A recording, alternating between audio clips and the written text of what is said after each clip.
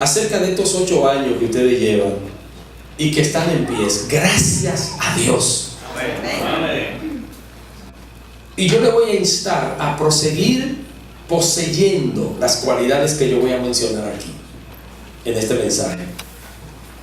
Y voy a usar cada una de las palabras que Pedro usó y vamos a tratar de minimizar, de sacar al máximo cada una de esas expresiones hoy y mañana, y que yo sé que nos va a servir a todo y nos va a servir para siempre. Es muy importante eso. Segunda carta de Pedro, en el capítulo 1, verso 3 en adelante. Como todas las cosas que pertenecen a la vida y a la piedad nos han sido dadas por su divino poder, mediante el conocimiento de aquel que nos llamó por su gloria y excelencia, por medio de las cuales nos ha dado preciosas y grandísimas promesas, para que por ellas llegaste a seis participantes de la naturaleza divina, habiendo huido de la corrupción que hay en el mundo a causa de la concupiscencia. Vosotros también, poniendo toda diligencia, por esto mismo, añadid a vuestra fe virtud, a la virtud conocimiento, al conocimiento dominio propio, al dominio propio paciencia, a la paciencia piedad, a la piedad afecto fraternal, y al afecto fraternal amor. Porque si estas cosas están en vosotros y abundan, no os dejarán estar ociosos ni sin fruto en cuanto al conocimiento de nuestro Señor Jesucristo. Pero el que no tiene estas cosas tiene la vista muy corta, es ciego, habiendo olvidado la purificación de sus antiguos pecados, por lo cual, hermanos, tanto más procurad hacer firme vuestra vocación y elección, porque haciendo estas cosas durarán más de 8 años. Amén. Denle un aplauso al Señor. No caeréis jamás. Es interesante ver lo que este hombre Pedro escribe aquí, inspirado por el Espíritu Santo. Yo tengo como tema las virtudes a seguir, porque si tienen 8 años ya la tienen, a seguir. Y vamos a ver cómo nos ayuda Pedro y cómo él escribe. Hay una lista de virtudes que deben ser añadidas unas tras otras.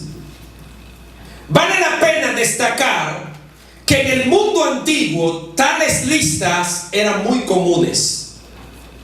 Era aquel un mundo en el cual los libros eran ni tan baratos, ni tan abundantes, ni tan fácil de obtenerlos como el día de hoy. Por lo tanto, el alumno en la época tenía que llevar la información en la mente. Imagínate, para poder escribir un libro como la Biblia, antes de la invención de la imprenta por Gutenberg, no era fácil. Tenía que entonces, cuando iba a la clase, memorizar. No todo el mundo tenía acceso a un lápiz y tampoco tenía acceso a un papel.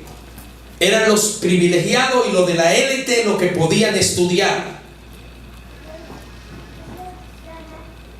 Entonces, tomando la lista, memorizaban cada una de las palabras, y por eso el apóstol trata de usar un renglón y va llevando en orden de prioridad, conforme a la prioridad que él pensaba, por supuesto, dirigido por el Espíritu Santo.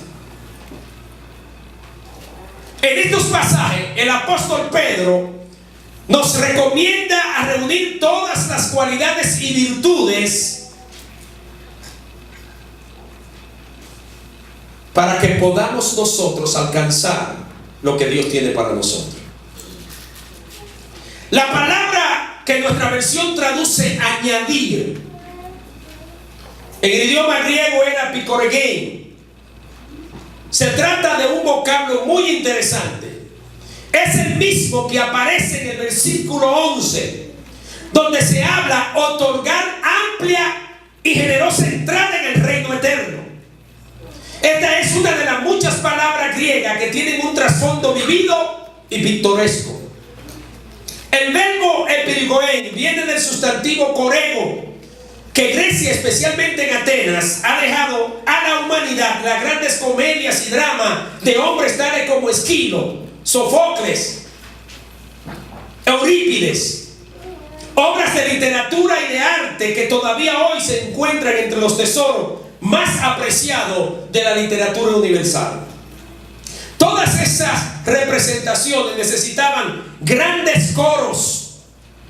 Estos formaban parte integrante del espectáculo. Por consiguiente, era muy costoso producir tales grandiosas representaciones. Hombres que asumían la obligación de ser parte de este coro, muchas veces lo hacían a sus propias expensas, como fruto de amor a su ciudad. A esto llamaban coregoi. Significa que debían proveer sin sobrante, o sea, en abundancia. La palabra siguió sufriendo cambio y llegó a significar sin mezquindad.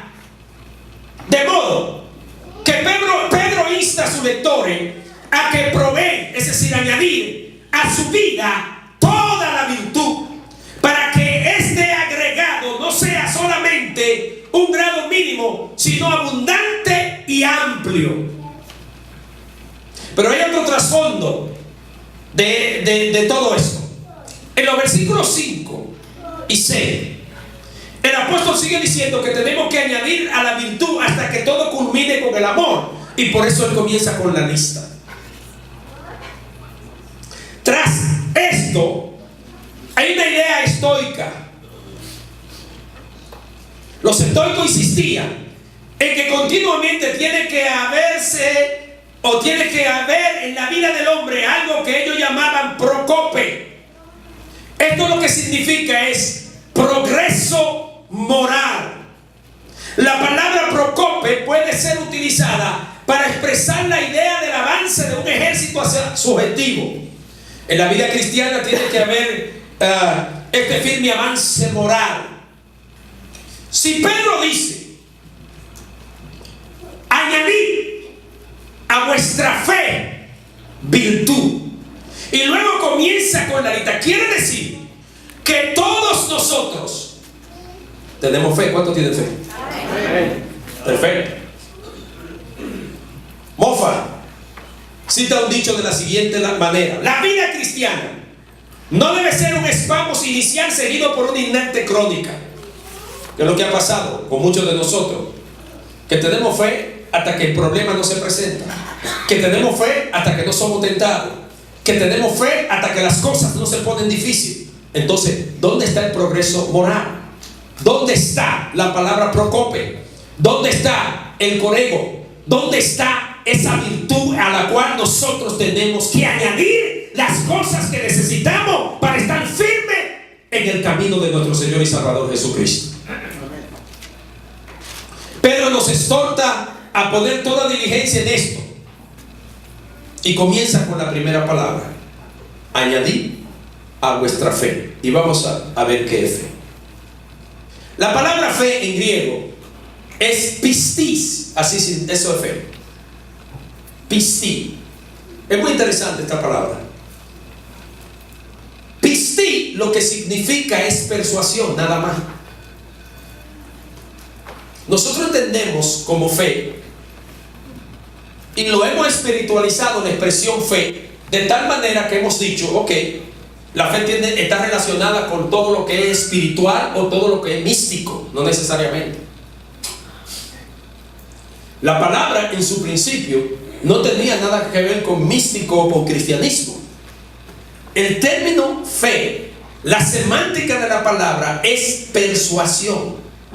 Por ejemplo, Yo me llevé una guatemalteca, dejé un hombre en Guatemala sin mujer porque me la llevé yo, me casé con una guatemalteca. Eso es fe. ¿Cuánto alaba al Señor? Eso es pisti. Todos los casados aquí, levanten la mano. Cuando usted fue y habló con su novia, fue fe. Tú persuadiste, ella tuvo que ver algo en ti que dijo, sí, este es el hombre con el que yo me voy a casar. Eso es fe. Pero usted se da cuenta que nada tiene que ver con espiritual ni con místico. Por eso que dice Lucas, tened la fe de Dios. Ya eso es otra cosa. Entonces ahí entramos a la fe de Dios. Nosotros no podemos tener fe en Dios. El original de la Biblia no dice que tengamos fe en Dios, dice que tengamos la fe de Él. Se va más allá de una simple expresión de decir, déjame ver si confío o no. ¿Qué ha sucedido con esta palabra? Pedro dice que tenemos que añadir la fe. ¿Cómo yo puedo añadir la fe? Romano dice, la fe viene por el oír la palabra de Dios. Simplemente, pero ¿a qué fe se está hablando? A la fe de Dios. Está la fe natural, está la fe común. Gracias, hermano. Por ejemplo, aquí dice, Smart Water. Dice que agua.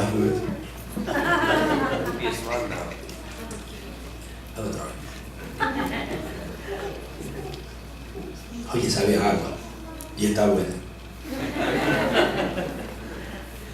Y sabe a agua.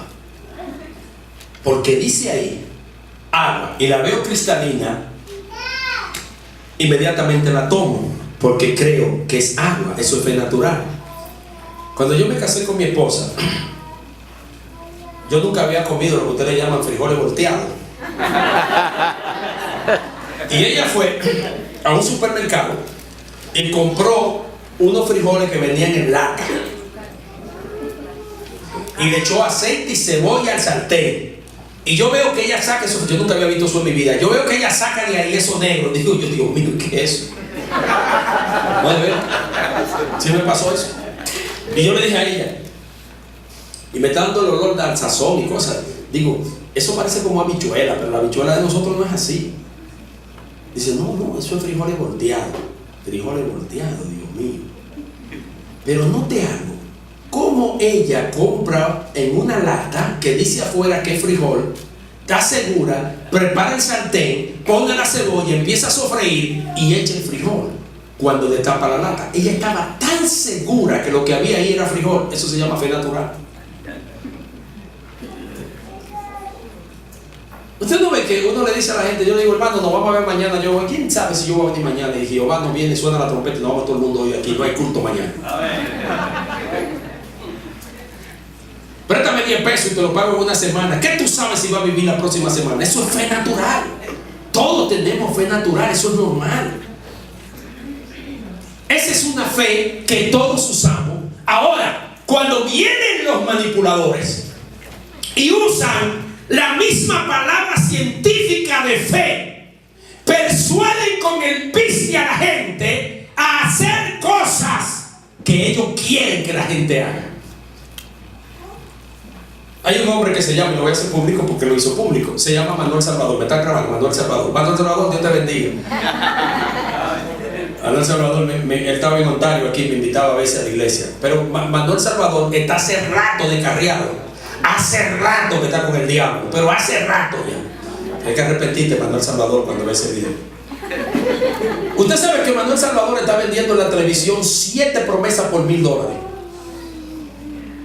7. Yo le dije a la gente en la radio, yo le doy 32,000 gratis. Y la gente no me llama para ver cuáles son esas. La Biblia tiene 32,000 promesas y son gratis. Y Manuel Salvador vende 7 por $1,000. Y hermano, los teléfonos no paran para la gente comprando 7 promesas por $1,000. Eso se llama pisti. Eso es lo que él tiene. Él lo que tiene es una forma de persuadir a la gente para llevarlo a la gente a donde él quiere. La gente que no tiene a Dios, que están en la iglesia, que tienen el nombre de evangélico, pero de evangélico no tienen nada. Entonces esa gente que está en la iglesia, que están desesperados, que están, como dijo Winston Churchill en el 1945, cuando se paró en los escombros de Inglaterra, dijo: necesitamos un hombre que venga de Dios o del diablo para que resuelva los problemas del mundo. Y él lo dijo, y fue una de las palabras, de las frases célebres de Winston Churchill. Entonces la gente en las iglesias que no tienen la palabra, que no tienen las escrituras, andan buscando a cualquier loco que le diga que le va a resolver su problema pagando dinero. Entonces eso es piste. Entonces usted se pregunta, ¿cómo puede ser? Y mire, eso es tan grande y tan profundo que esa gente oran por los enfermos y son sanados. Apocalipsis dice que en los últimos días la bestia hará señal y sanará. Eso es increíble. Ustedes se acuerdan que en el Antiguo Testamento los brujos resistieron a Moisés, hicieron casi lo mismo. Tiran a Moisés a la serpiente, el babara se convierte, ellos también hacen lo mismo. La diferencia es que la de serpiente de Moisés se la comió la de ellos. Y le mostró Dios: el poder lo tengo yo. Aunque tú hagas la brujería, el poder lo tengo yo. Eso es lo que hizo Dios. Increíble.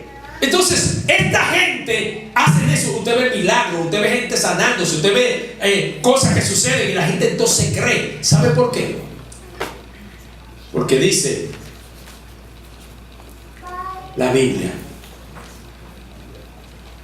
en Primera de Tesalonicenses, capítulo 2, 9 y 10 al 11: por cuanto no creyeron a la verdad, Dios le envía un espíritu de engaño para que crean a la mentira y sean condenados. Está fea la cosa. Está fea la cosa. O sea, para que crean a la mentira y sean condenados. Entonces, se han desatado un grupo de falsos. Y por eso Pedro nos dice a nosotros que tenemos que añadir. Tenemos que abundar en nuestra fe. Estoy hablando de la fe de Dios. Yo no estoy hablando de la fe humana. Estoy hablando de la fe de Dios. Estoy hablando de la fe que viene por el oír. El oír de la palabra. Amén. Esa es la fe que usted necesita. Cuando usted tiene esa fe, nada ni nadie lo controla ni lo manipula. Nadie lo puede manipular. No, es imposible. ¿Sabe por qué es imposible? Porque dice Isaías 35: el que anduviese en este camino, por torpe que sea, no se extraviará. Porque el Espíritu Santo inmediatamente te va a decir: ahí estoy yo, mi siervo. Y te va a decir: aquí no estoy. Porque todo aquel que es guiado por el Espíritu de Dios es el Espíritu que le guía. Nadie puede engañarte. Mire, hay momentos que usted no se sienta mal cuando eso le pasa. Le puede pasar conmigo, le puede pasar con cualquiera. Hay momentos que llega una gente aquí a predicar. El pastor ustedes lo conocen, pero eso están aquí. Yo soy pastor también. Y de repente llega una gente a predicar y hay hermanos que sienten como una cosa de rechazo. Uno a veces se siente mal, dice: oye, yo no me siento como bien con este predicador, no sé, como que siento algo medio raro. Pero uno no lo dice porque dice: tal vez yo estoy pensando mal. No estás pensando mal, para que estés pensando bien. Porque el Espíritu Santo da testimonio a nuestro espíritu cuando las cosas son de Dios, cuando nosotros andamos en el Espíritu. Eso es increíble. Cuando andamos en el Espíritu sucede así.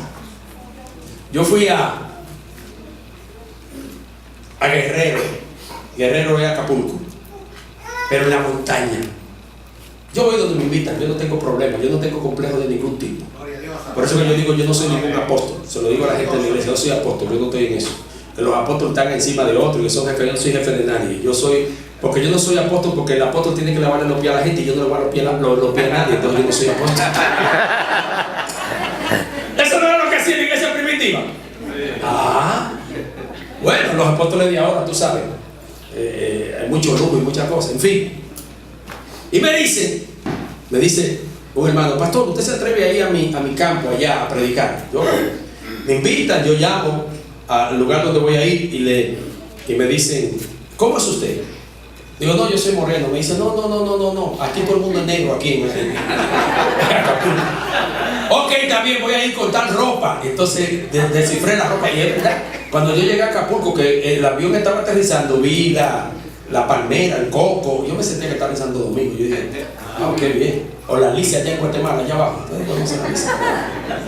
Al sur. Y por ahí, por los Escuinclas, que eso es más caliente por ahí. Mire, yo creo que el Escuincla y el infierno casi son primos del calor. Eso sí es caliente allá abajo. Y uno sigue para el puerto de San José, para allá abajo, a comer coco, lo que sea. Entonces, yo estoy con la gente y ellos me van a buscar. Y yo digo, verdaderamente me siento como si estoy en República Dominicana aquí, con mi gente. Y me meten en una camioneta. Me dicen que si yo no me siento mal, oye, la gente daña a uno, ¿sabes? Que si no me siento mal, y él no me atrae la camioneta. Entonces me querían sentar adelante, pero había mujeres que iban allá atrás.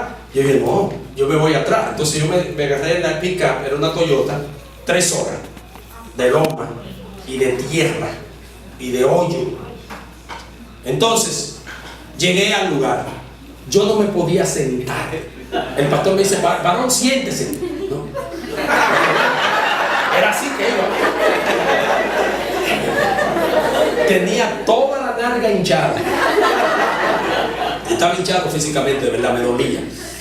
Dije, bueno, Señor, gracias, porque por ti hay que sufrir, gloria a Dios. Bueno, cuando yo llego allá, en una iglesia, y viene el pastor y me dicen los ancianos, el pastor, no, los ancianos me dicen, varón, porque tiene un sistema de ancianos, como nosotros. ¿De dónde usted es? Digo, yo soy dominicano, pero vivo en California. Y me dice, mire, aquí a este campo no viene nadie a predicar, al menos que ande huyendo. Entonces nosotros queremos saber, ¿qué usted hizo en la República Dominicana? Que se vino a esconder aquí. Aquí no viene nadie, porque es el último campo que está metido en la tierra en Acapulco. Ya después de ahí no hay más civilización. De ahí en adelante lo que hay es indio, metido para adentro. Que yo no sé si hay flechas por ahí, cosas de esas, pero mire, ya por ahí no hay. Ellos me dijeron, por ahí no hay humanos ya. Hasta aquí llegó el pueblo. Dije, no hay problema. Yo espero la semana que yo tengo que estar aquí. Si usted me permite estar aquí, yo duermo en la iglesia, no hay problema. Y cuando me toque ir, me bajan al pueblo y yo me voy. Paso un día, pasan 2 días. El pastor me dice, yo lo siento, pero los ancianos, digo, no, pastor, no hay problema con eso. Alacranes, mosquitos. Oye, qué terrible eso. Incómodo ahí. Llega un hermano de California.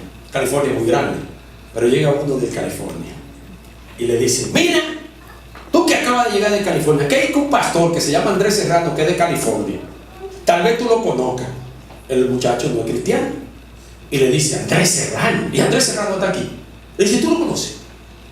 Dice, si es moreno, tiene que ser ese. Yo nunca lo he visto, yo no lo conozco, pero él habla en la radio y él dice que es moreno y que es dominicano.